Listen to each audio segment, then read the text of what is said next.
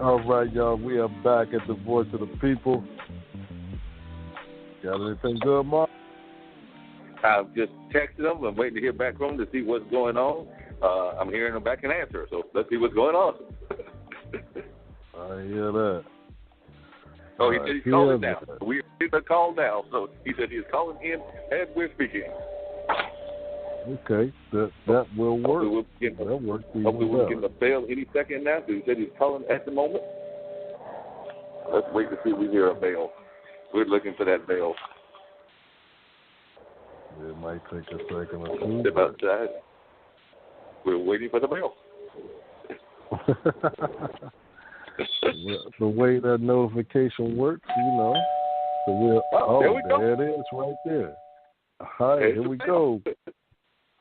Thanks for calling the Voice of the People. Who we got on the line? Mike Anderson on the line. All right, hey, Mike, it's Mark over here. How are you doing? I was just talking about you earlier today, seeing how things are going.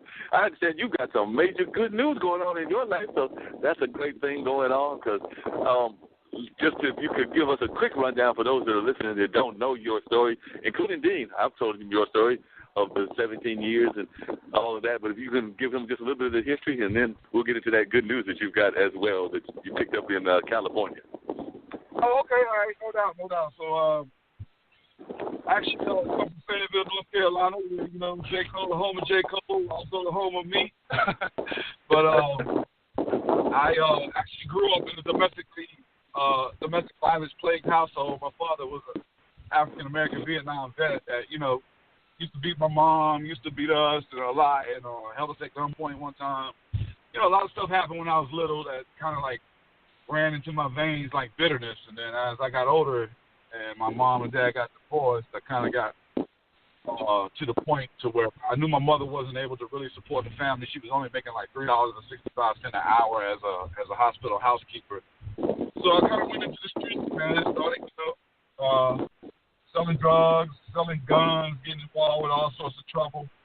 And before you know it, I had a short run in the streets. By the time I was like 18 years old, I was in the Cumberland County Jail facing the death penalty plus life plus 60 years. I got caught up in a whole bunch of crimes that were violent crimes. One of them I didn't do, but then there was another one that I did do, but it was because it was self-defense, and, of course, they didn't have a self-defense law back then. But being that I was charged with another murder, you know, it was just a heavy burden on my shoulders. So as time went on, I waited in the Cumberland County Jail for like 3 years, waiting for trial. And they finally came to me. They was like, look, we're pushing the death penalty for you because, you know, you had 2 murder charges, you had an attempt murder charge. Even if you didn't do the first one, you ain't telling us who did it. We're going to push for the death penalty. So they started trying to push for the death penalty, and I finally just took a plea bargain for life. So I went into the North Carolina Department of Corrections. I changed my mind, decided to make sure that I was going to make something better of myself, regardless of the fact they were telling me I would never come home. I didn't feel like that.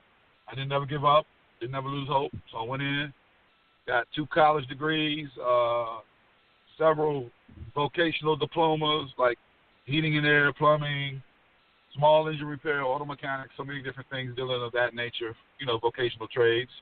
And I was also helping, you know, young guys get their GEDs on the inside. I was writing plays on the inside for the inmate population. And then before you know it, after 17 years serving on that life sentence, I became a model inmate. Parole board was like, look, just something about you. We don't think that you need to be in here. So they finally let me go on May 11th in 2008. I was paroled on Mother's Day, which was the best gift for my mom. You know what I'm saying? Wow. And this May 11th actually makes 10 years for me being home after serving that 17 years on the life sentence. And at this point, you know, God has blessed me with the opportunity to be an award-winning filmmaker. I'm a television and film actor, public speaker. I've been speaking about mass incarceration and the school-to-prison pipeline on a national level.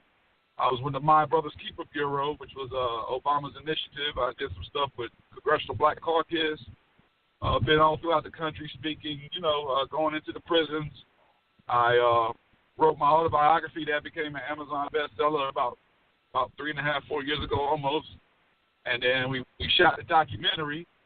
That became an award-winning documentary, and I used it to go inside the detention facilities and different prisons to pretty much, you know, teach the young guys in there how to get back up from their mistakes and kind of like mentor through film and the arts and pretty much try to free the minds through my gift, the gift that was given to me, and so I can impart it to them. And now we're shooting the actual biopic, and I got some heavy hitters in it. You know, Shaw Jackson, she just recently flew in. She filmed some scenes for me. I got Morocco Omari. He's going to be in it. He's the guy that played Lucius Lyon's bad brother on Empire, the federal agent. And then waiting on Malik Yoba to give me his actual okay. But, you know, just pretty much filming off of faith and making sure that this movie, you know, hits it pretty big. And then just so many other things going on. Shot a film at East St. Louis that premiered at Tribeca. It's called Give Us This Day. It's a documentary about, you know, number one crime capital in the United States, which is East St. Louis, has the highest murder rate based on per capita. We shot that film.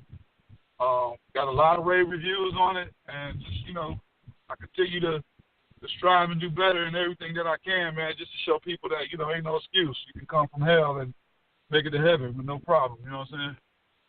Yeah, because one of the things I've always admired about you, Mike, is that you don't hold any punches, and you definitely let folks know that when you got into the system, so many people that are in the system have that defeatist attitude, like, you know, they're in there and they're going to follow according to the stereotypes. But you said that you went in there and you were ready to grab any and every book that you could have, and that you were really not trying to fall into that stereotype of what people think of prison life being like.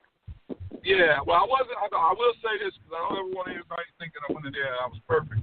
I wasn't perfect. I wasn't an angel, but, you know, I had a certain type of favor on my life. God had given me a certain level of law of attraction, but I knew to use it to my benefit, but not just my benefit, but to become a person that could be beneficial to others. You know what I'm saying?